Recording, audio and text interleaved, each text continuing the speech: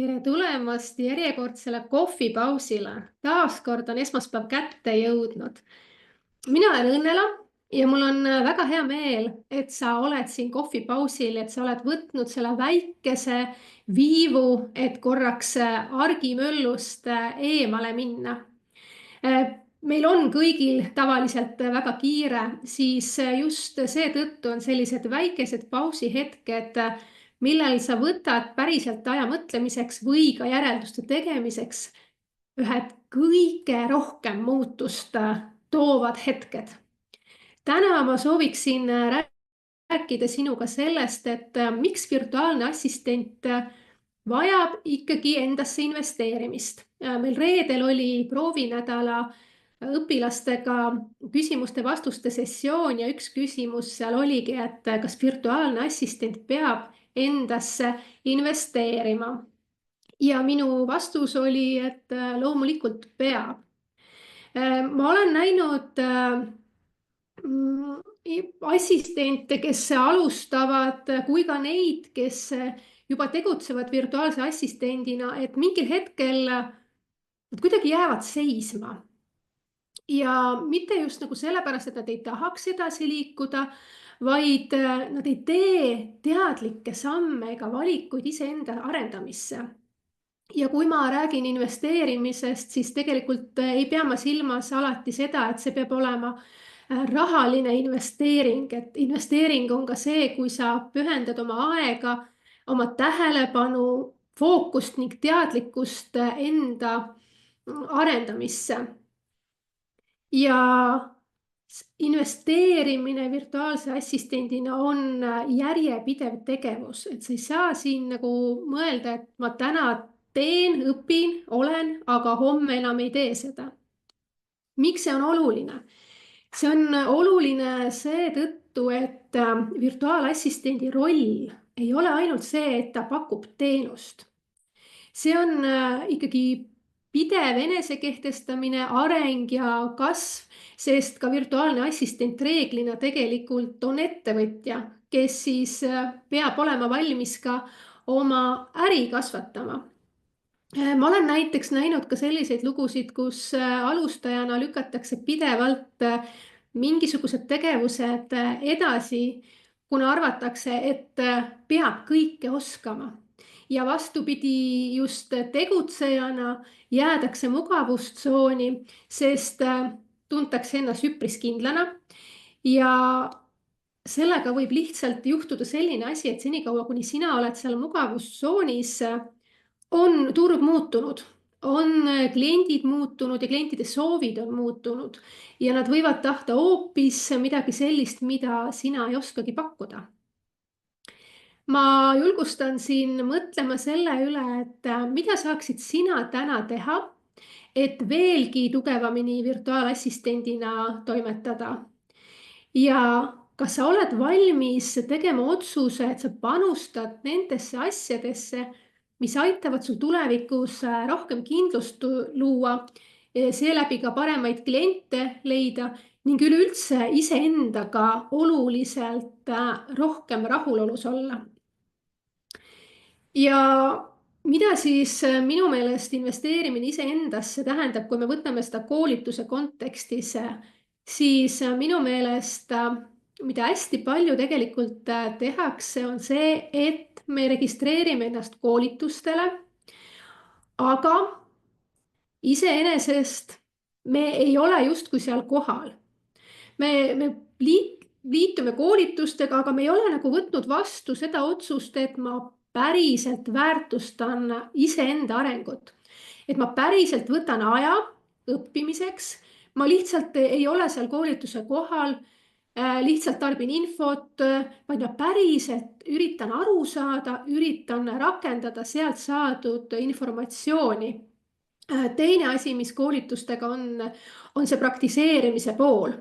Et julge võtta vastu väikeseid väljakutseid ja panna ennast proovile ka siis, kui sa võib-olla ei ole päriselt 100% kindel.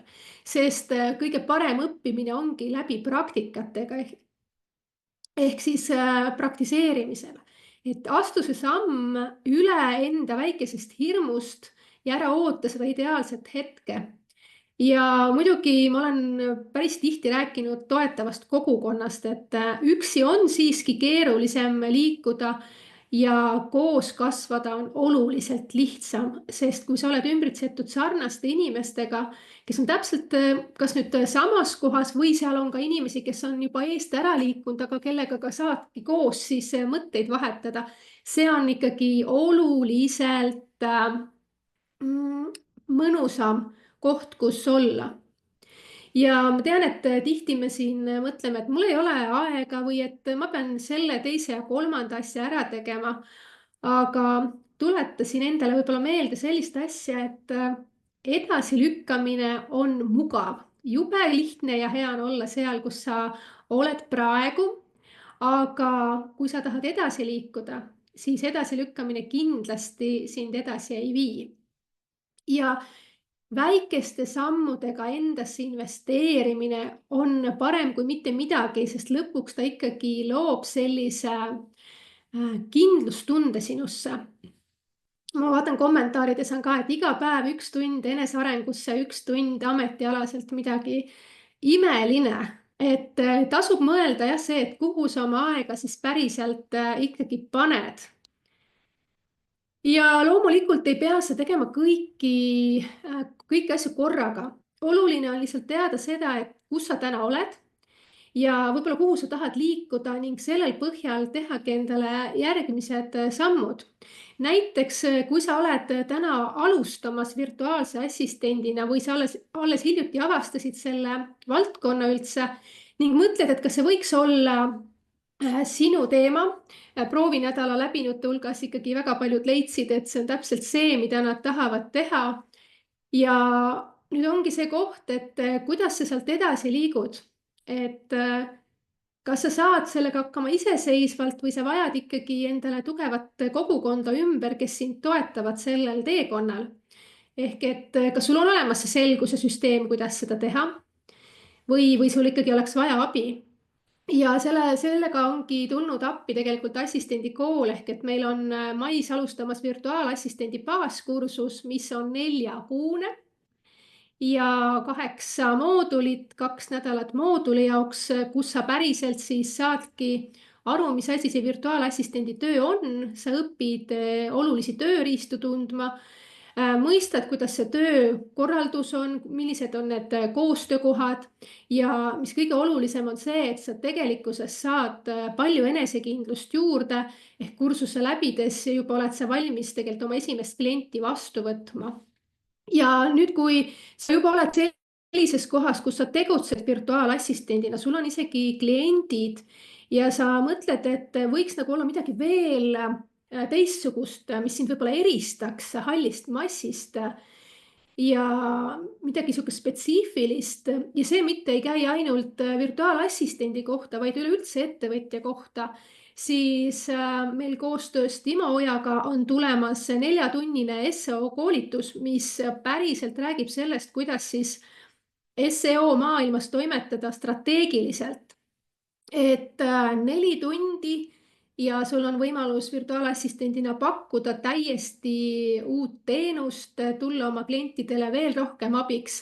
Ja kui sa oled ettevõtja, kes abi virtuaalassistendilt ei vaja, siis ka sinu koduleht ilmselt vajab ikkagi ülesleidmist ehk kus sa parasjagu praegu oled, millist investeeringut, koolitust sa endale vajad, siis tee see julge samm ja leia endale need sobivad kohad, kus ennast arendada. Kindlasti ära jää paigale püsima. Et sa pead teadlikult liikuma, sest kui sa tahad kasvada, siis sa pead arenema. Läbi selle sa suudad oma klientidele oluliselt rohkem väärtust pakkuda ja seeläbi ka teha seda enda tingimustel ja kvaliteetselt. Küsi endalt, et kas see, kus sa täna oled, on päriselt minu tee või et kas ma olen üldse valmis arenema, kuhu ma tahan jõuda. Ja isegi kui sa praegu võib-olla kohe nendele küsimustele vastata ei oska, siis väga paljud küsimused saavad vastuse teel olles. Nii et meie pakkusime sulle 2 võimalust täna siin investeerimiseks iseendasse. mõtle, kas need on sulle, kui need ei ole sulle, siis kindlasti investeeri endasse ja ära jää seisma ega ära oota seal mugavustsoonis, kuni turg läheb sult eest ära ja kliendid lähevad eest ära. Suur aitäh, et sa olid siin mind kuulamas ja mõtle selle teemapüstituse peale ja astu aga sammud edasi. Tšau!